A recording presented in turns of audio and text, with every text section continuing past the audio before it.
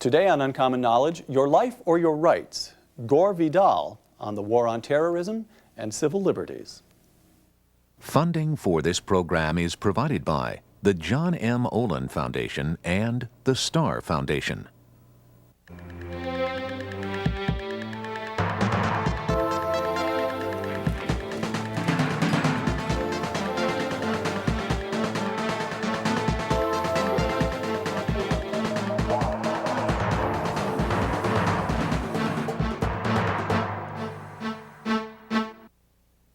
Welcome to Uncommon Knowledge. I'm Peter Robinson. Our show today, National Security and Civil Liberties. Can we win the war on terrorism without sacrificing our rights? Last fall, after the September 11th terrorist attacks, Congress enacted and President Bush signed the so-called USA Patriot Act, legislation intended to thwart the threat of domestic terrorism. Critics denounce the legislation as a dangerous expansion of government power at the expense of our civil liberties. Are they correct? Joining us today, two guests who believe they are. Robert Higgs is a senior fellow at the Independent Institute and the author of Crisis and Leviathan. Gore Vidal has been an author, playwright, essayist, and commentator on the political scene for more than 50 years. His latest book, Perpetual War for Perpetual Peace, How We Got to Be So Hated.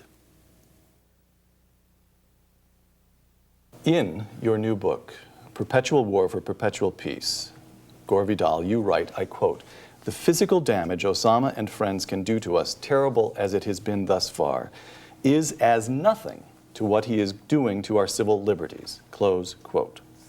Now, in surveys after September 11th, Americans by a large margin expressed a willingness to curtail certain civil liberties in order to fight terrorism. You're chiefly concerned about civil liberties. The American people appear to be chiefly concerned about their safety. Are they mistaken? Yes, of course. It was Benjamin Franklin, I think, who said that those who prefer security to liberty deserve neither. Bob, much my view. Bob, who's right, the American people or Gore Vidal? In circumstances such as these, people always express a willingness to sacrifice liberties. But when they express that willingness, they really don't know exactly what they're buying into. So it's not surprising that they would say they're willing to give up their freedoms. They'll only discover later exactly what that means. Okay. Now, from quoting Gore Vidal to quoting you, Robert Higgs, besides the normal Constitution you've written, protective of individual rights, we now have a crisis Constitution, hostile to individual rights and friendly to the unchecked power of government officials. The great danger is that in an age of permanent emergency, this age, the crisis Constitution will simply swallow up the normal Constitution, by which you mean to say?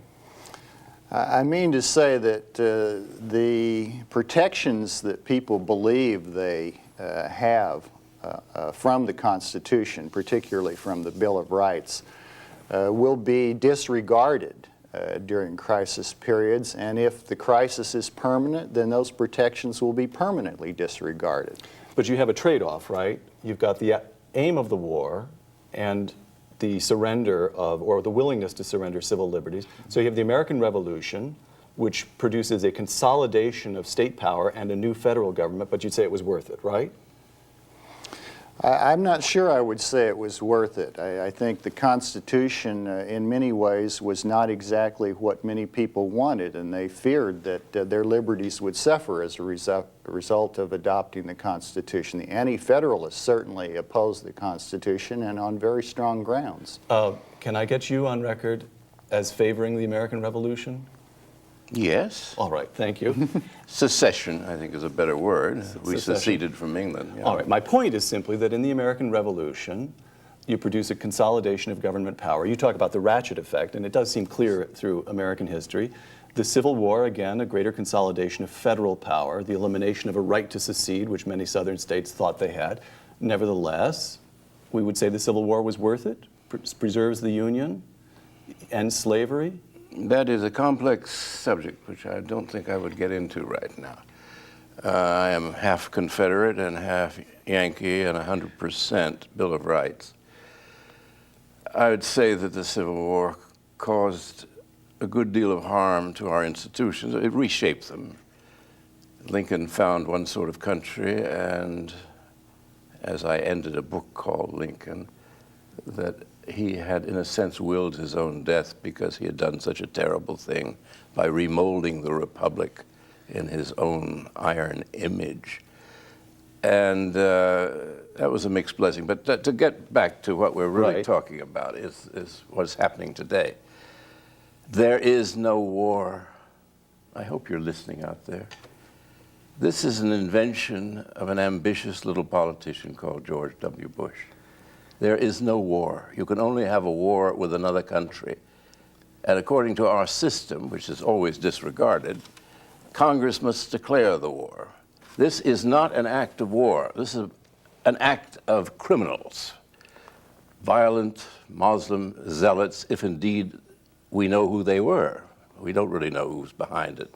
Osama gets credit for it. He obviously financed some of it, but who knows? Bush seizes this. He's at a very low moment in popularity in every direction. We're beginning yet another recession. And suddenly he seizes this. It's going to be a long war, he said, and he started to smile. And he did a little war dance in front of Congress. Axis of evildoers, Iran. What? Iraq? Korea? He doesn't even know what an axis is. Well, it isn't an axis of evil. This is a bunch of, as far as we know, irritated Saudi Arabians. They're not even Afghans. So we blow up Afghanistan, when actually our enemy, if it could be called a country, would be in Saudi Arabia, and may well involve the royal family, which we are zealously protecting. He is then, with Ashcroft beside him, they have leapt in and grabbed at our liberties, and they are working on to get rid of the Bill of Rights. Emergency, war, war, war. To which the only answer is it is not a war until Congress declares it. And it is not a war by executive fiat. There's no such thing. Technically, Gore Vidal may be right, but how should President Bush have responded? What we face now is a dire threat to the American people and indeed to the Republic, but it's one not envisioned by the Constitution, because it's not sponsored by a specific state. There's money coming from the Saudis. We should deal with them. There's money coming from a number of sources. What should he do? Well, not what he is doing. It is a power grab. Perpetual war for perpetual peace has been American policy since, certainly since 1950. Thank you, Harry Truman. Can I ask you, because you do write, I want to quote you again. 50 years ago, Harry Truman replaced the old republic with a national security state whose sole purpose is to wage perpetual wars, hot, cold, and tepid, close quote. All right, we've heard reservations about the revolution and from you about the Civil War, and yet you date the moment things went wrong, we lost the republic, from Harry Truman. How come? What was distinctive about the Cold War? Well, we went back on the agreements that we had made with the Soviet Union, as it was called in those days, at Yalta, that Roosevelt had made with Stalin. Harry Truman then inherits the presidency. Roosevelt is dead. Harry Truman goes to Potsdam. While there, he receives a message that the atom bomb works. Right. This means he doesn't need Russia in the war against Japan, winding up that war. So he goes back on every agreement that had been made at Yalta between FDR and Stalin. He also, this is not generally known out there, now here's a little history lesson. We divided Germany, not Stalin. We pretend that Stalin did it because he was evil. And you know what evildoers are. They're relentless, they never sleep. So the division and the Cold War begins with the division of Germany. Stalin is scared to death of it. From that moment on, we've had perpetual war for perpetual peace.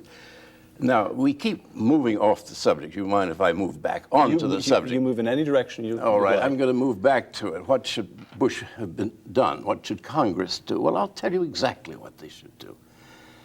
This was the greatest blow that we have ever suffered, what happened on 9/11, as it's called. Nothing like that has ever happened since the British burned down the White House at the beginning of the 19th century. Where is Congress? Where was the FBI? Where was the CIA? When Pearl Harbor happened, the first thing they did was investigate FDR and why he allowed Pearl Harbor to happen, and they felt he had a hand in it, and he did have a hand in it. But it took years. I'm sorry, you said it was about 2 weeks after the attack, FDR established a commission to investigate the intelligence failure. You're talking about something else? I'm coming to, yes, go ahead. but that was his commission, not Right. Congress. All right. Congress should have done it.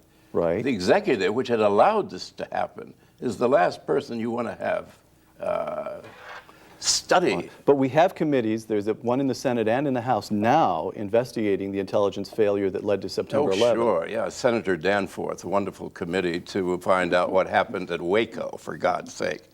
$12 million Senator Danforth spent of public monies to find out whether Janet Reno had given the order to the FBI to murder civilians, the biggest slaughter of American civilians since Wounded Knee. Well, that was a total whitewash.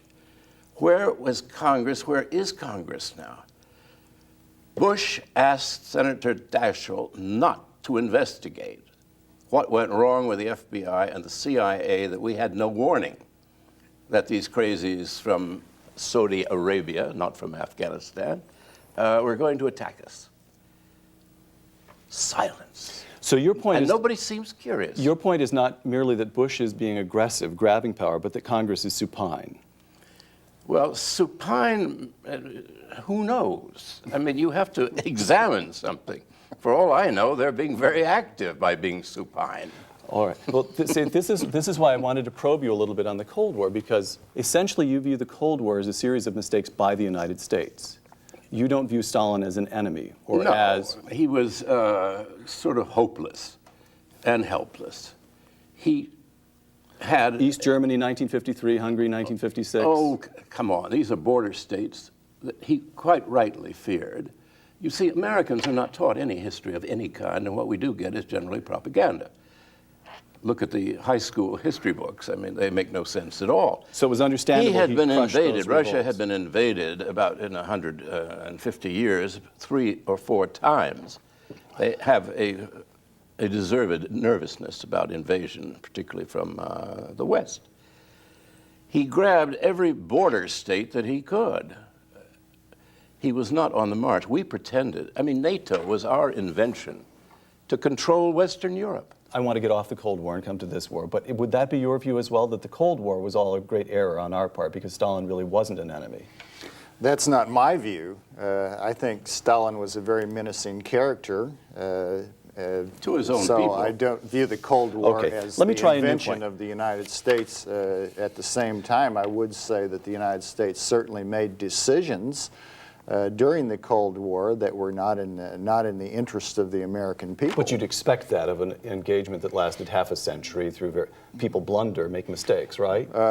I don't view all of these decisions as blunders. I view many of these decisions as simply decisions that promoted the interests of the government at the expense of the people of the United States. Let me try. Let's get back to this issue of the lasting impact of national crises upon our civil liberties. You write, quote, "Once alienated, an unalienable right is apt to be forever lost," close quote. However, I put it to you both, gentlemen, that there's a lot of evidence that it simply isn't so. Last couple of years of the 18th century, when Americans fear, perhaps unjustly, perhaps they were, well, I think they were mistaken then. They fear a French invasion. Adams passes the Alien and Sedition Acts. Jefferson comes in. They're repealed and forgotten about. Civil War. Lincoln suspends the writ of habeas corpus. He imprisons over 13,000 citizens without charging them, without bringing evidence against them. Civil War ends. Habeas corpus is reinstated. First World War. But the old regime is never reinstated. No. Well, And from things that time change. forward, because there's no real threat of secession, the federal government is entrained to become the Leviathan that it eventually becomes in the 20th century. Here, my point is this, that as regards civil liberties, the pattern is clear through our history. That is to say, under threat, when the nation perceives itself as under threat, I would say that in 1798, Adams is mistaken. The French aren't about to invade, but he thought they might.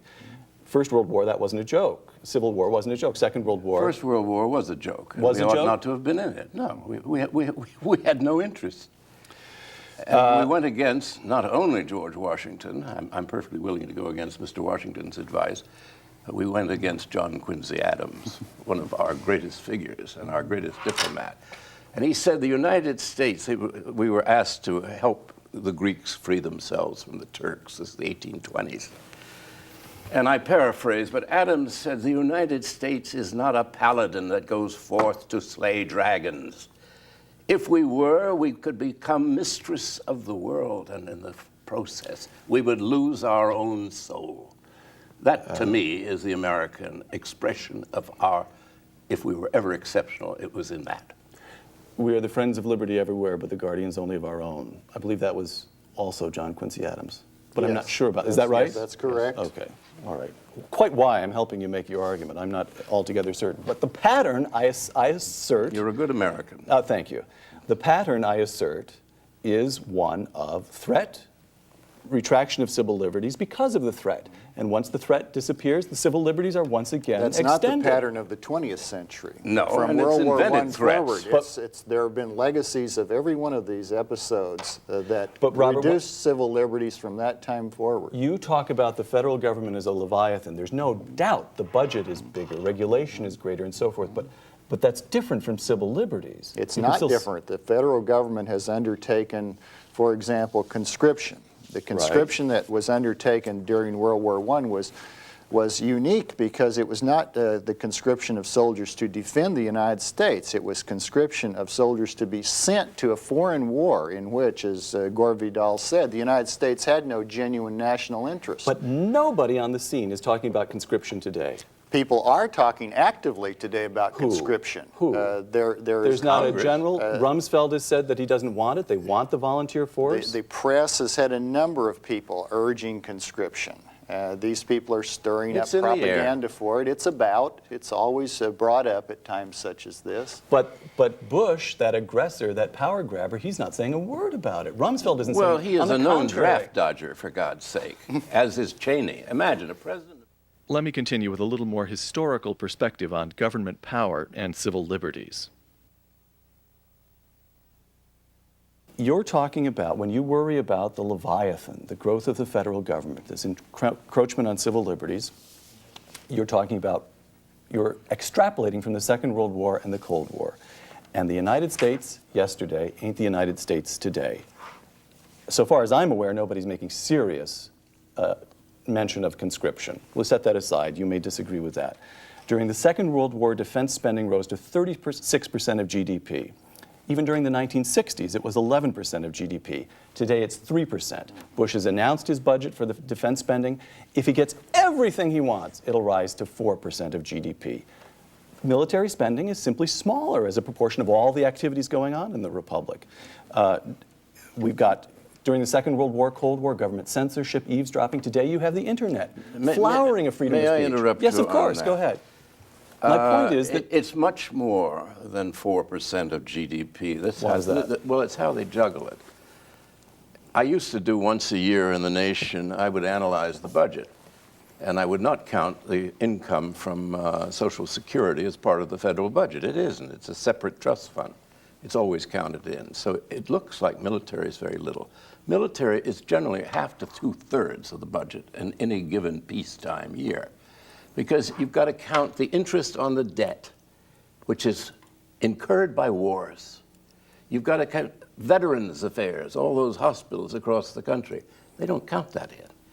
They don't count in all of the ancillary things which war has brought about, the costs to the nation. Well, suppose... So it is an enormous amount. It's something like 2/3 of the budget goes for war or things related to past wars. Suppose I put it to you this way then. Bush, this man engaged in a huge power grab, has proposed an increase in military spending that amounts at the very most to 1% of GDP. I think it's a mistake to judge this military budget in terms of proportions of GDP.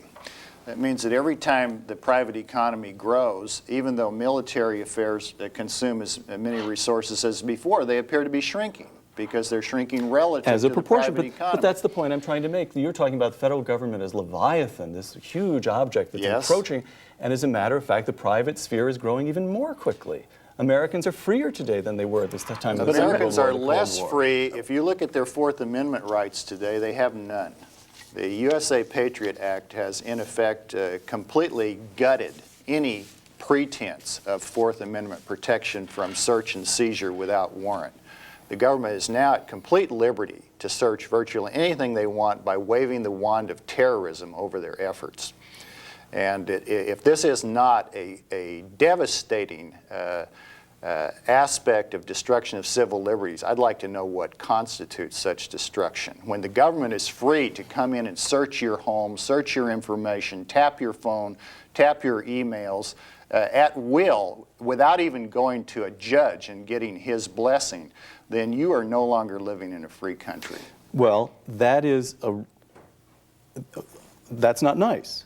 That's worse than not nice. But it is as nothing compared to the curtailment of liberties that took place in past wars, and they all got rolled back. We've just got started on this thing. It's going to be perpetual war. And this isn't a war. Let us put it that way. So if they're doing this in relative peacetime with a bunch of zealous Muslims as the official enemy, I think there were about 20 of them involved in that strike, this is a power grab. And you're quite correct. I'm glad you brought that up about the Fourth Amendment has been suspended. And due process doesn't seem to make much sense at all when you read Ashcroft's latest ukases to the American people. Last topic. What would make Gore Vidal happy? The World Trade Towers are dust. How should we conduct this conflict? Oh, well, I'd restore the Constitution, but I am radical. But what would you do? I mean, I would not have a dictatorship, and that's what we've got. We have arbitrary powers, the suspension of the Fourth Amendment and the Eighth as well, bode ill This for the will Republic. all be subject to judicial review. Oh, sure. The same people who gave us George Bush as president when Albert Gore was elected. Okay, now, may I just point this out to you and let you have a chance to comment on it? You have said the President of the United States is engaged in a mad power grab. You have said that You the said Congress... mad power grab. Well, how would you like to describe it? Power grab. Power grab, excuse me. It's a sane power grab. The Congress of the United States is supine, and the Supreme Court of the United States is useless. Now, what is there left of the United States? Harmful. What is there left of the United States? Not much. But that's not a useful thing to say. Well, it's not a useful thing to be. But what I don't what say would this you, with pleasure. What would you like us to do about that? I think that we should have a peace party in the country. Form And a new stop political this- party. Or transform one of the old ones. Who cares? Okay, start a new political movement. We have got to convert finally from war to peace, and we didn't do that back in 1950. You're a libertarian. Yes, Are you a member of the Libertarian Party? No. True libertarians aren't members. Oh, is that so? All Yes. right. I'm just trying now, as we come to the final moments, to get some sense of the political flavoring. Ralph Nader, would that have been the kind of thing you'd have supported? It's ridiculous. Ridiculous. However, I assume now let me try. Pat Buchanan, his last but one was entitled "A Republic, Not an Empire." Yes, which is a direct steal from me, which I'm happy. It's for everyone. So you and Pat Buchanan are allies? No, we agreed on that. All right. That empire is not in our future and ought not to be, because we lose the republic. Now, maybe you don't like the republic. Many people don't. No one teaches it. It's unknown to high school students, for instance. The Bill of Rights is unknown. Purdue used to do a regular thing asking high school students about various items of the Bill of Rights, and they voted them down every time. Robert, let me ask you, if you could make one reform, this being television, you have time for one reform, what would it be? That's very tough. I'm not very optimistic about making reforms until the population of the United States recovers a belief in limited government. So I think any reforms that could be made would be hopeless until people decide that they want to live in a free country again. Let me ask the final question, and I'll go first in answering it. 5 years from now, what will the state of civil liberties be in the United States? And my answer is, they'll be just fine. They will be reasonably calibrated against whatever threat we face at the time. Due process, legal, judicial review will still be in place. The president and his cabinet will still get raked over the coals by members of Congress. It'll be okay. Your prediction for 5 years from now? I believe 5 years from now we will be much closer to living in a police state in which everybody is under constant surveillance by government agents, and our liberties will have been diminished significantly. Gore Vidal? I agree. And I disagree with you, Dr. Pangloss. Robert and Gore Vidal, thank you very much. I'm Peter Robinson for Uncommon Knowledge. Thanks for joining us.